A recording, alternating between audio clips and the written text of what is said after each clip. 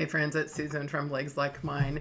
It is January the 1st, and this is what I look like the morning after New Year's Eve. I had one glass of Prosecco, and I probably wouldn't have had it, but they gave it to us for free, and so I was like, it's good. Anyway, I am in my office, which you only ever see what's behind me, right? But just know that this whole side right here that I never show is getting a major overhaul because I'm the world's worst about not filing papers. And I hate papers. I pay everything online. I don't even know why. They mail me crap because I don't read it. So don't mail me stuff. Don't mail me stuff in an envelope, right? Anyway, so Rob and I started our processed food stuff today. I honestly think that my lipedema is going to get better. So I am, if I'm wiggling around already, it's because I'm on the plate, right? And thank goodness that I started using the vibration plate last year because now it's such a treat for me. And it's just like part of normal life. I use it 3 or 4 times a day. So that might be a New Year's resolution for you all. I highly recommend it if that's something that you've been wanting to do. It's just like, it feels so good. Anyway, so Rob, my husband, and I started doing this processed food thing. We've started a channel on YouTube called Unprocessed Union. We're going to do, he's making the trailer right now, but we're going to do 26 episodes. He's like a brilliant filmmaker, so you should go watch whenever he comes up with stuff because he's so good. Anyway, I cleaned out the pantry this week, and I had all of like the open stuff on the island of our kitchen. And then there was some stuff that I was having trouble letting go of. And guys, I honestly believe that I know I'm addicted to sugar. Like I like actual sweets too.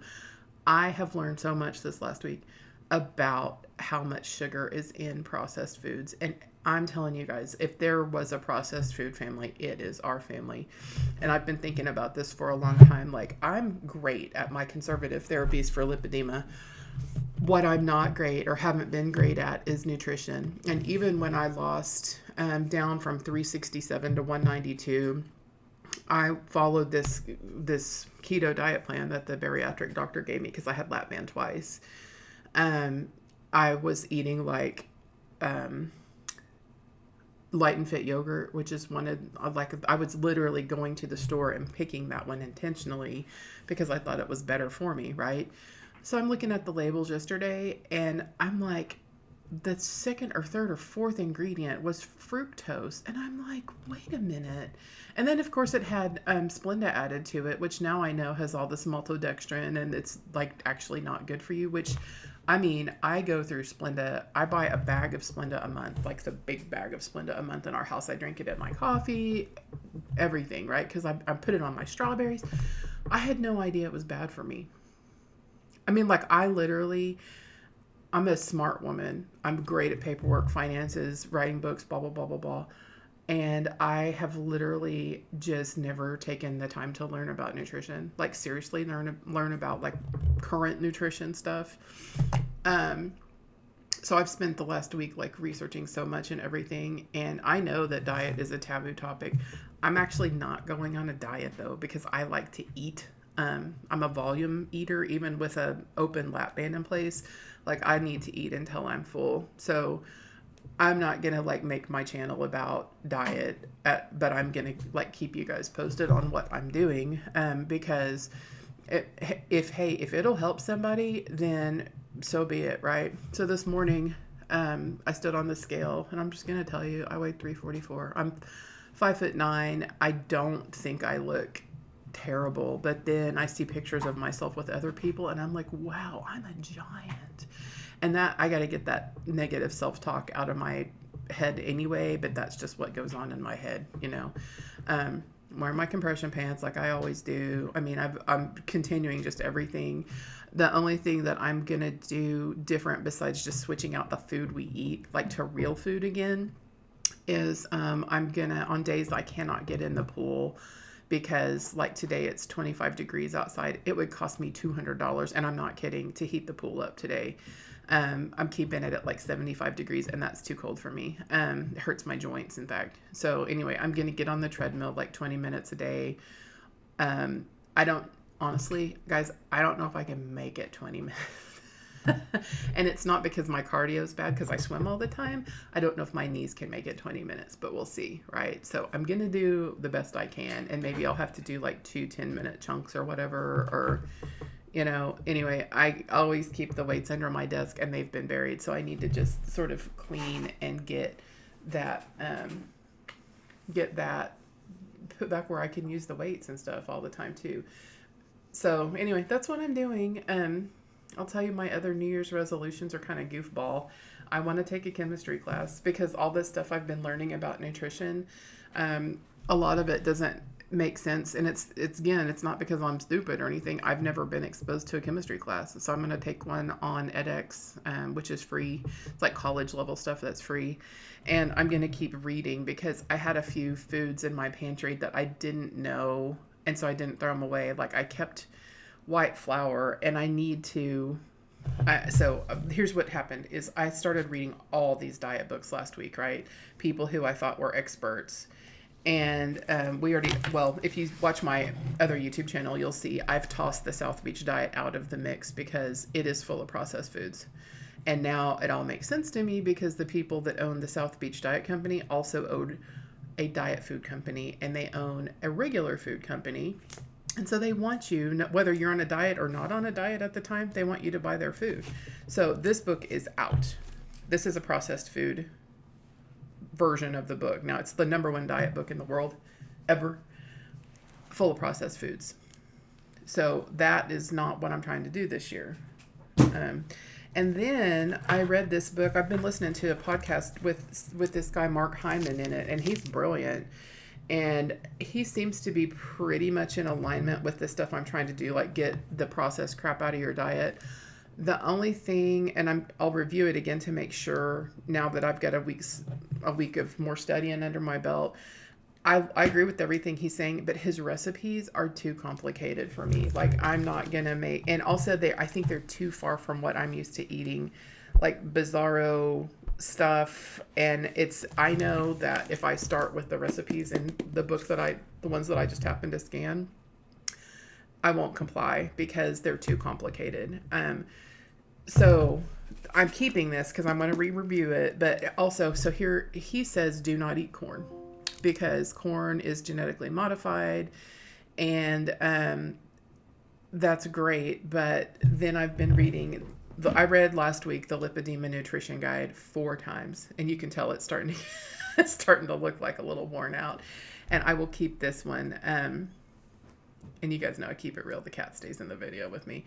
This one says you can have like corn tortillas made with water, but not like a whole bunch of ingredients.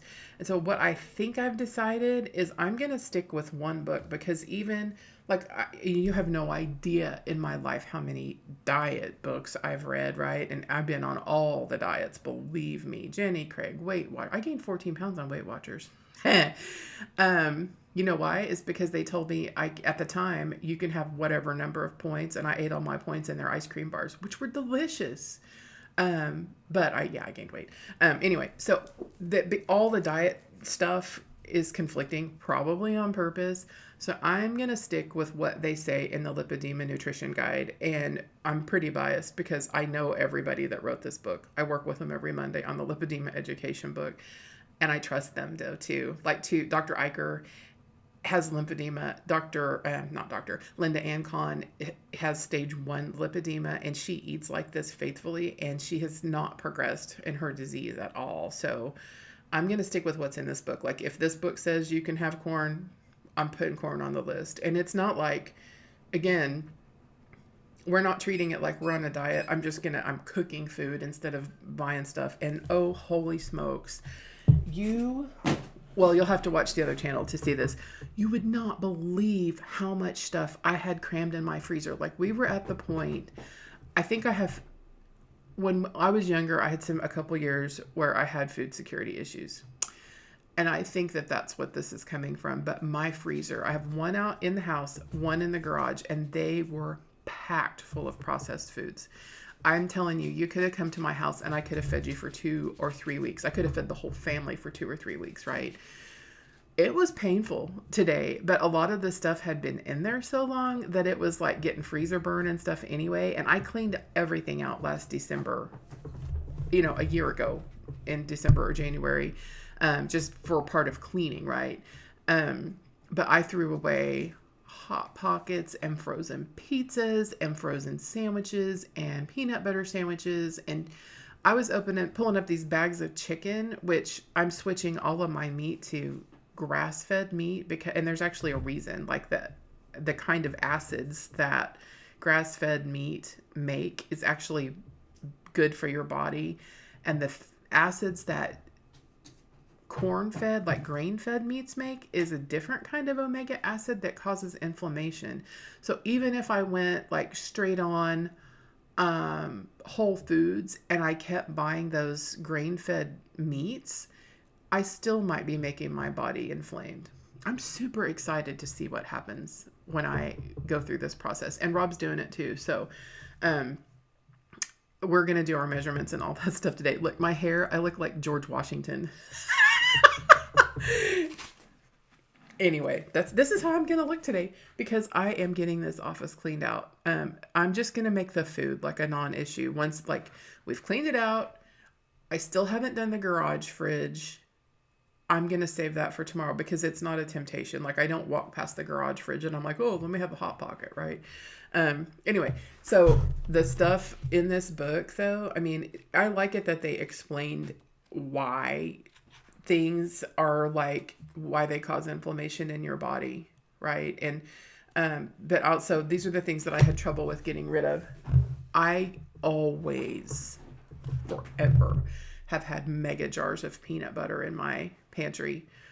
And whenever I felt hungry, I would just go in and have like a couple of tablespoons of peanut butter. And when I saw the stuff that's added to the peanut butter that I'm used to, I'd half a jar left. And I literally thought I was going to cry throwing it away. Like my hands were shaking throwing away this giant jar of peanut butter because I was like, I don't know what I'm going to do. So on the shelf where the peanut butter used to be, because I have this habit of like going to the pantry, I put a jar of some healthy nuts, like raw unsalted nuts. And so I'm just going to grab a little handful of those and call it good. I have to research cheeses. And again, so this is what happened is I was going to I have more diet books than what I'm showing you. Some were like, don't eat cheese that's not shredded because it doesn't have fillers, blah, blah, blah, blah, blah. And I mean, like everything was just making my head swirl. So I'm like, okay, stop. We're going to follow this book because that's one of the reasons why I keep, and I'm going to say it, and I'm sorry, Marty, my health coach that's been working with our team for a while, failing is because you look at all this conflicting information and you're like, I don't know what to follow. You know what I mean? So I'm following what's in this book. There's plenty of food in here. It's food, right?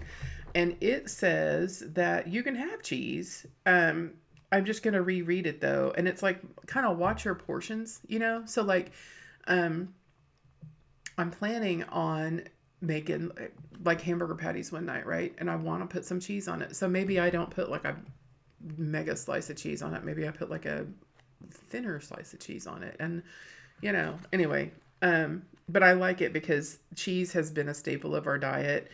I know I'm rambling, but this is kind of real. Like if you were having coffee with me this morning, or in this case, a giant thing of water, which I'm doing that on purpose today because I want to stay full, even though we just had like 2 pasture raised eggs and like half a bell pepper and a bunch of onions and some grapes and blueberries with kefir in it. And I don't even know if that's how you pronounce it. So we had the kefir, right? I made a little smoothie out of it. And Rob took one drink and he was like, this is terrible. And we were talking about it and he was like, I was expecting it to taste like a milkshake. And you know why? Because all these years when I would make smoothies and I would put all the good stuff like spinach and yogurt and blah, blah, blah. Okay, well, the yogurt was that light and fit. So it had a bunch of fructose and a bunch of sweetener stuff in it, right? And then I put a scoop of peanut butter in it. And basically, I was making us a dessert and didn't even know. I thought we were doing good. Like this whole time, I thought we were doing freaking good, but yet I weigh what did I say? I weighed 344 or something this morning. So we're not doing good. And we were saying, like, oh, well, we don't eat that much. Well, yeah. But if you're eating a bunch of crap, then no wonder. So my goal is to get down to 250 so I can get my knees done with good outcomes. The doctor says he'll do it. Like if I walked in tomorrow, he said he would do it. I really want to be under 250 to get the knees done. I think that's fair. And I've done it before. And if I did it before eating the Light and Fit yogurt, I bet I'd drop this weight so fast. And I bet Rob drops weight even faster because you know how his metabolism is like this. He says, oh, I'm going to go on a diet. He drops 10 pounds just from saying the words, I say the word diet though, and I will gain 10 pounds because I start getting that freaky restricted feeling. So anyway, I think that's it. I don't know, y'all. I'm not going to make a big deal about it. I'm going to just cook food, and I'm hoping that it just becomes a non-issue. You know what I mean? Like we just make the switch. That's it. From now on, we're not buying the crap. We stay full. We eat lots of stuff, and we move a little bit. And I think the one thing is that we somehow got back on Diet Dr. Peppers after years. Like I went from 2007 when I had my first lap band to when COVID hit in 2020 without a single soda pop. Diet, regular, whatever. Not even a taste, right? Like even if we were at a bar and somebody's like, oh, do you want some drink of rum and Coke? And I'd be like, no, I don't drink Coke. I don't drink Diet Coke. I don't drink it at all. And then during COVID, one day I was like, I want a Coke. And in Oklahoma, we call everything a Coke. So I went to the store and I got a Diet Dr. Pepper. And from then it was on like Donkey Kong. And like last night, I'm not kidding you, at midnight, I had a giant Diet Dr. Pepper and I dumped it in the sink at midnight, and I was like, that's it. And so you watch me, if I remember to make a video every single day, I will probably be mean and cranky. And it's not the food, it's the Diet Dr. Pepper. So we have promised ourselves for 3 weeks, we're gonna, no matter what, come hell or high water, we're following all this for 3 weeks, because I think by then that the withdrawals of the Diet Dr. Pepper will be over, and food wise, we're just going to eat, and that's not a big deal. Food, I'm not making a big deal about the food.